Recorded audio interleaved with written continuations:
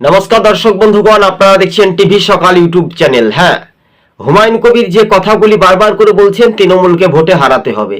হ্যাঁ, সবাই বলছে তৃণমূলকে হারাতেই হবে, বটেই, সত্যই ঘটনা। কিন্তু হুমায়ুন কবির বলেছেন বিজেপির মুখ্যমন্ত্রী হলে তাদেরকে ওয়েলকাম জানাবো।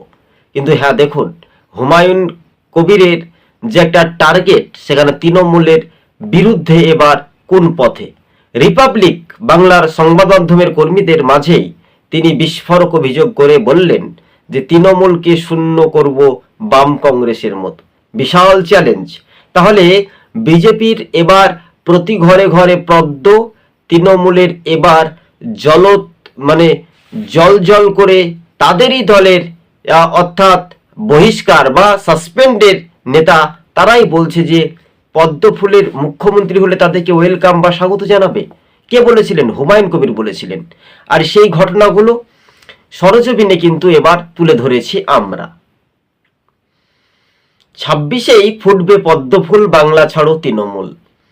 দেখুন, তাতে হুমায়ুন কবির কি বলছেন, তাতে তৃণমূল হারুক, বিজেপি এলে কি আপনার কোনো আপত্তি আছে? হুমায়ুন কবিরকে যখন রিপাবলিক বাংলার সাংবাদিকরা প্রশ্ন করছেন তখন বলছেন তাতে যে আসবে আসুক, তবে তৃণমূলকে ভোটে হারানোর একেবারে ওপেন চ্যালেঞ্জ।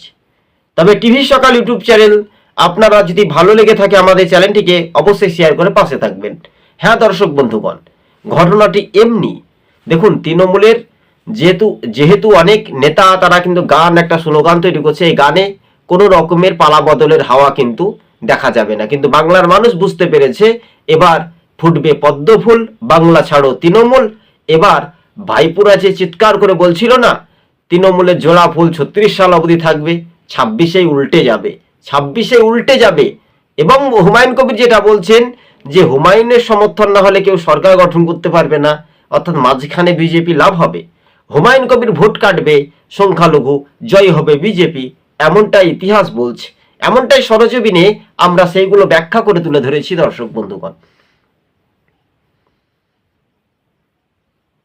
তবে কথাতেই বলে চোর রাজ্য গুন্ডারাজ, পুলিশ লুকায় টেবিলের তলায়, এই তৃণমূল সরকার আর নয়। স্বাভাবিকভাবে 26-এই ফুটবে পদ্ম ফুল, বাংলা থেকে নিপাত যাবে এই তৃণমূল।